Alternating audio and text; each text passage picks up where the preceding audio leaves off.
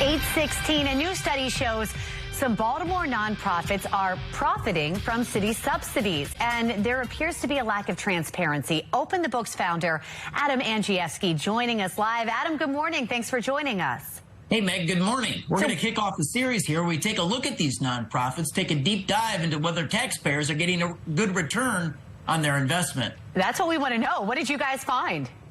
So here's the top five. So the number one nonprofit organization receiving the most taxpayer money last year, the most money out of the city council, out of the city of Baltimore, was Visit Baltimore. You know, we've quantified that over the course from the pandemic forward, they've received $30 million. They were spending $5 million on advertising campaigns when no one was traveling at the height of the pandemic. And their CEO makes more than the President of the United States. He makes $422,000 a year. And so they received, just in the last fiscal year, $17.5 million from the city of Baltimore. Next, you have the Family League of Baltimore. So they received $14.5 million.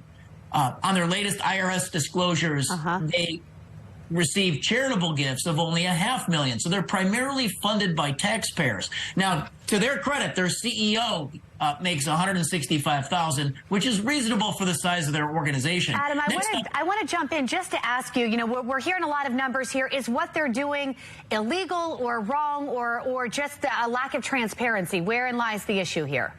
So right now we're just taking a top-down look at how much money they get from taxpayers, how much they raise from charitable donations on their mission from, foundations and people, or are they primarily funded by government? For instance, Johns Hopkins University, locally, they've got a $9 billion endowment, but last year out of the city coffers, they took $8.7 million. I mean, these are the type of issues that we're going to study. Should Johns Hopkins lighten the load on city taxpayers? Interesting.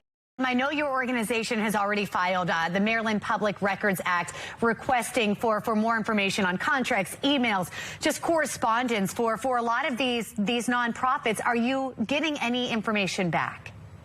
So specifically, we filed a public records request for all the paperwork, the contract, the award documents, the emails and communications regarding Open Society's $6 million grant that they received. The city says it's for education. Open Society says it was actually to distribute COVID aid credit cards, electronic cards to help families that had real needs. We want to get to the bottom of that. Our open records request with the city has been ignored since last June. They're violating open records law, and we're going to give them a notice of intent to sue unless they start correspondence with us immediately.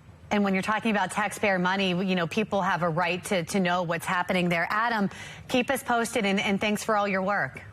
Thank you.